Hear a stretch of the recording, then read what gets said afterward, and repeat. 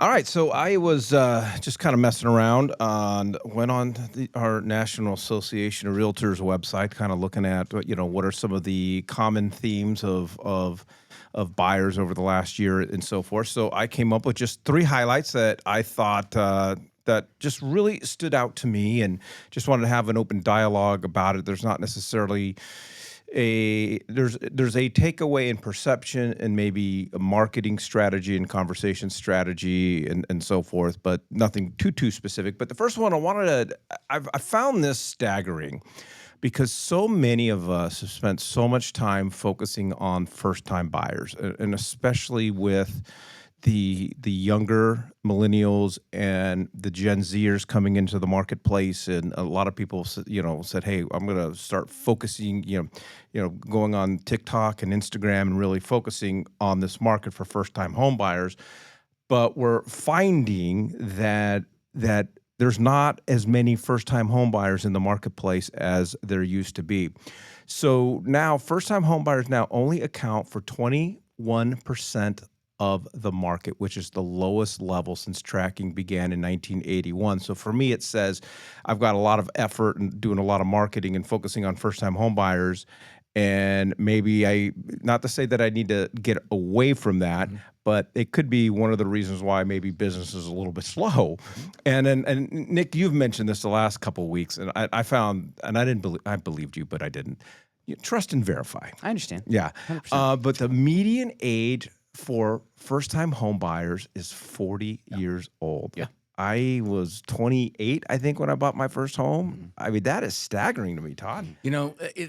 I love statistics, as everybody knows, and everybody's meeting now at the NAR convention, and so there's a lot more data coming right now from people that are in attendance, and they're posting about it, and then also just from NAR in itself. And Lawrence Yun, over the last couple of weeks, has had a couple of really important not only predictions about what's taking place, but then he mentioned he mentioned the home seller and home buyer report that recently came out. And that's where these statistics come from. And you can go online to NAR and you can download what they call the highlight copy for free. Or you can pay, I don't know, some minuscule amount, 15, 20, 30 bucks for the report. But these are the kinds of things that matter, because what it's saying here is you could put all your money into the first time home buyer and you're only talking to 21% of the entire purchase history, the potential buyer pool, right? And so that might not be your forte. It doesn't mean don't talk or don't have, but what happens if there's another segment that was 33%? And so as a result, wouldn't you want to put a little more money into the 33%?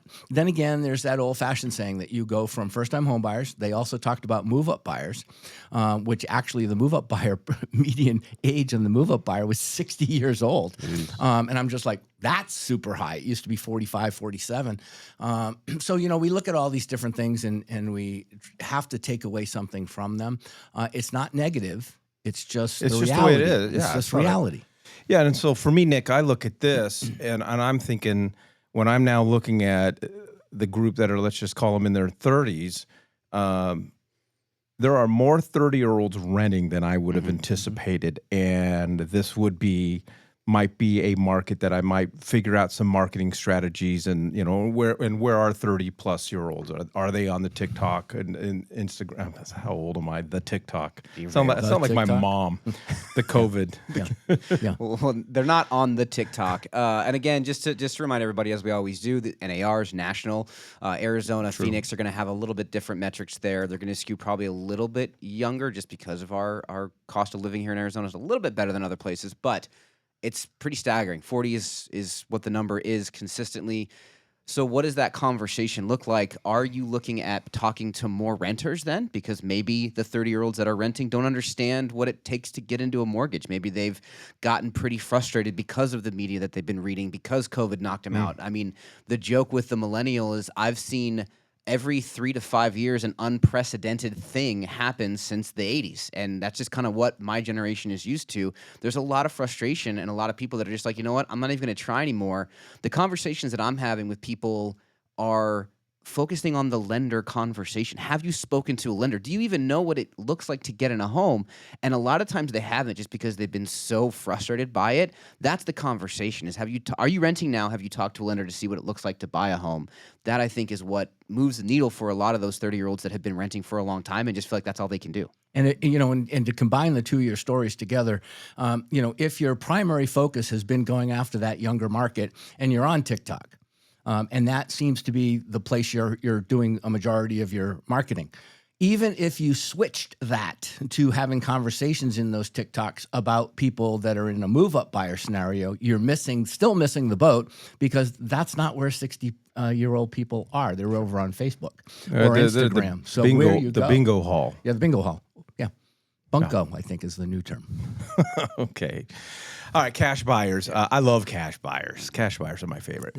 But according to NAR, all cash purchases reached a record average of 26% of home sales. I don't know, to Nick's point, I don't know what that number is specifically in Arizona, but 1 in 4 people are intending to buy their house with cash. And then we looked at the medium home down payments are usually high, which I found interesting. I was expecting a lot more people more focused on the 3.5 to 5% down, but this helps me change my strategies a little bit, because if 1 in 4 are paying cash, we're going to have some strong conversations about leveraging.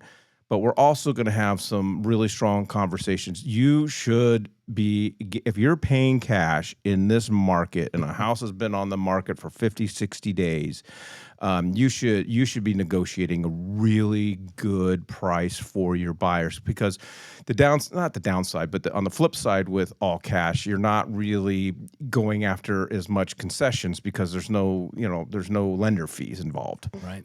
Yeah, here's what happens. This is the second time this has happened in my tenure. So in 34 years, this is the second time I've seen this. First time was in the late 90s, and why it happened is the same reason why it's happening today.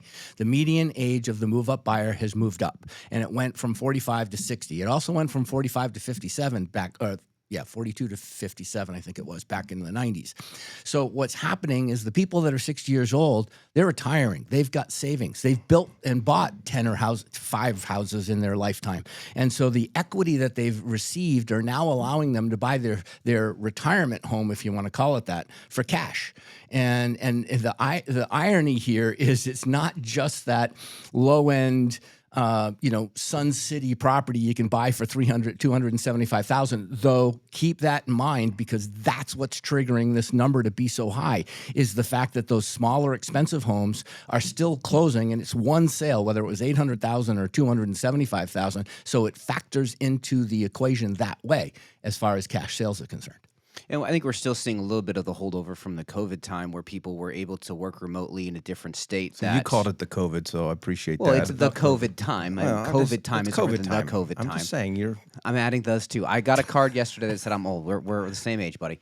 If I lived in a different state, California, Washington, New York, the cost of living is quadruple the amount for the Floridas, the Texas, the Arizonas. So I'm able to take that high-paying job, sell the home that I'm in that state, and then I'm being able to buy double the house in Arizona for almost cash. So you're seeing a lot of that as well. But Todd hit it on the head. You've got your, with all due respect, boomer buyer, boomer seller that was able to buy their home in the 80s for 15 cents and a piece of gum, and now they've built up all the equity and they're able to roll that into a cash purchase. And so, Todd, what this is also saying to me is pretty much on average, all buyers are putting 19% down.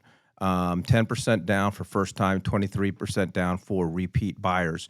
So this is telling me, for those that aren't all cash, that monthly payment, is something that is incredibly important, because generally, if FHA, I'm telling people, let's go 3.5%, or conventional, let's go 5% down. So there's more factors in play here And so now I'm definitely going to leverage these conversations about in these situations where we're getting financing, we are going to go after seller concessions. And if you are concerned about rate and you are concerned about payment, we're going to get you even a lower rate in payment. So this is why I started the number one with the home seller home buyer report at NAR, and you need to download it. You really need to buy it, because in the purchase one, it gives you charts and graphs that show you what percentage of the age demographic is putting those numbers down. And unfortunately, the highlight version doesn't do that.